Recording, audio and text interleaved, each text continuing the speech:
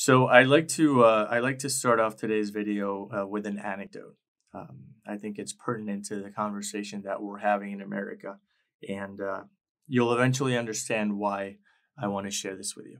I was living in South Florida when I was in my mid 20s, and not a lot of people know this about me, but um, I applied to be a cop. I took the CJ BAT test. I passed with flying colors, both written parts and the physical agility test, flying colors. And when it was all said and done, and I was packing my things to leave, the commanding officer in charge of the examination, if you will, I recall he was from the Coral Springs Police Department. It was just north of me in Pembroke Pines, and he walks up to me and says, "Francis, I was pretty blown away by how you handled yourself today. I would be more than happy to have you on my department. So feel free to go ahead and apply."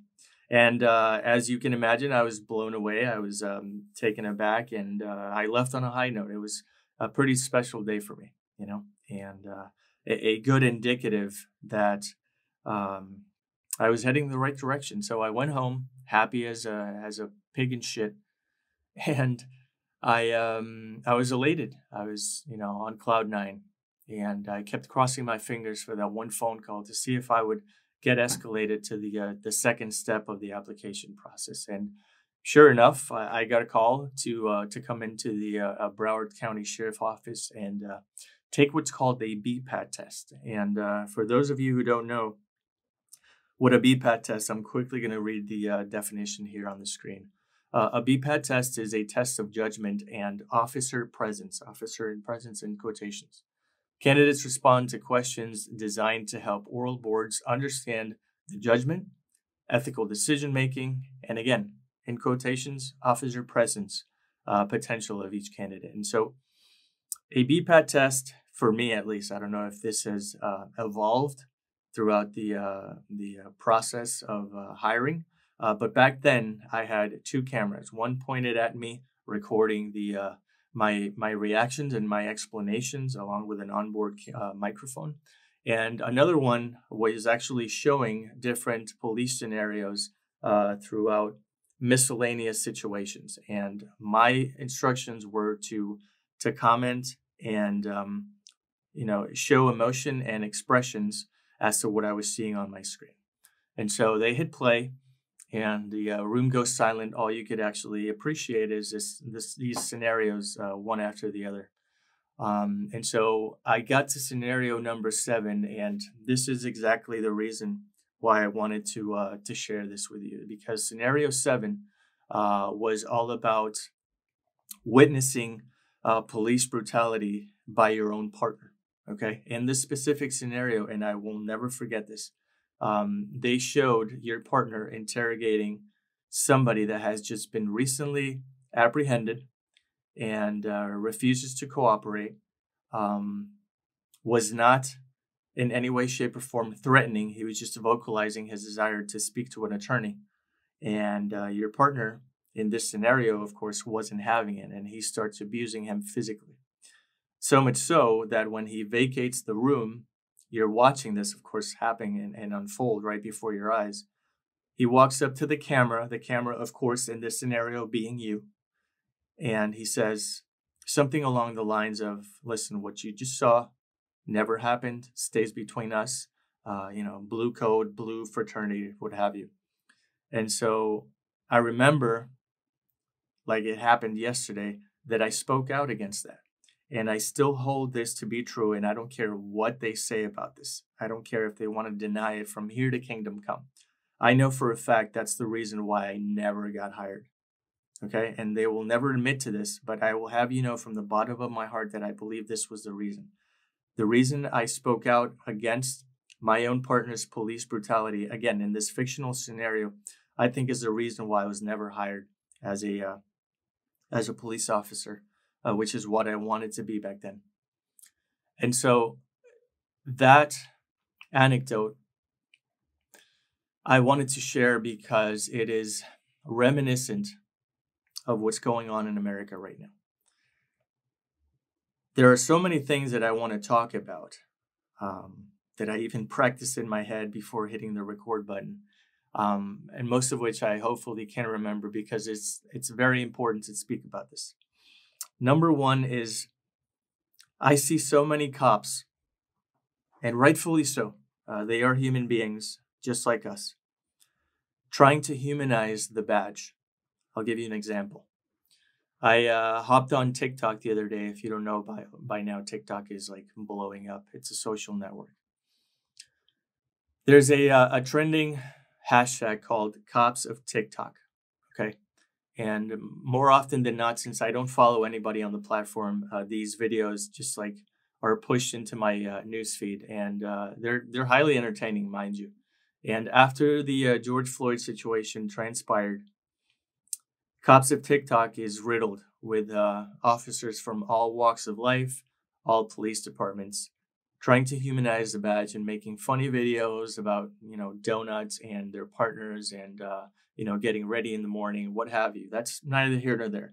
The thing is, I keep seeing videos of cops trying to humanize the badge. And again, rightfully so. I love that.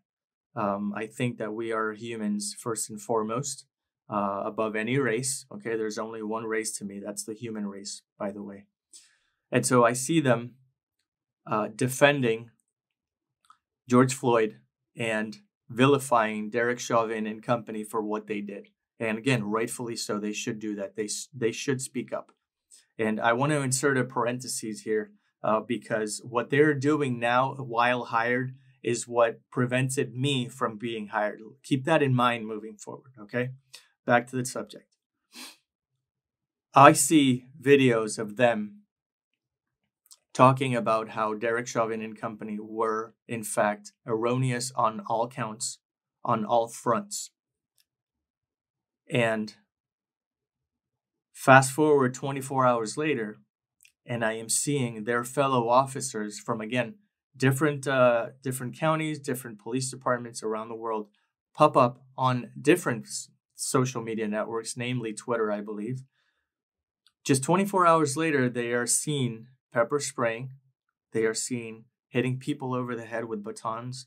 They are seen pushing the elderly and giving them concussions. And they are generally seen conducting police brutality in its purest form. So you can imagine that I'm a little confused as to how some officers name others as bad apples when the fact of the matter is there are more orchards popping up every single place and every single corner in America. So what I don't understand, and this is point number one I want to make, what I don't understand is how police officers call each other out on social media, saying there are just a few bad apples and they don't want to get tainted with that broad brush that we're painting of them. And I get that. I can appreciate it. I understand where you're coming from. But you cannot tell me that there are only a few bad apples when Twitter is riddled with police brutality.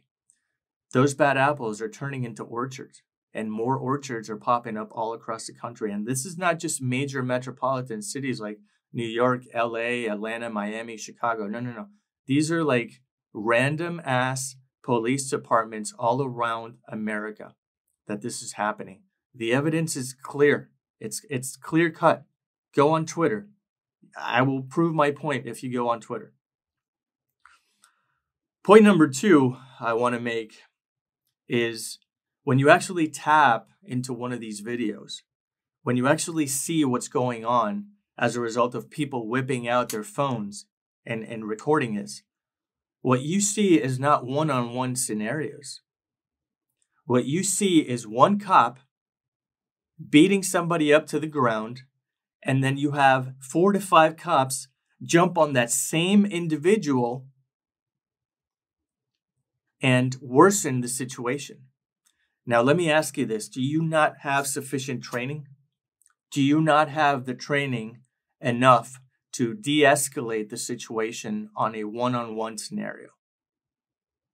Are you not apt to conduct business as usual? Why does it take 5 people to restrain one innocent bystander, protester, who just wants to be heard? Why does it take 7 of you? Now, these cops of TikTok that want to humanize the badge, not one have I heard them speak about how their fellow officers should be grabbing each other by the shoulder and saying, "That's enough.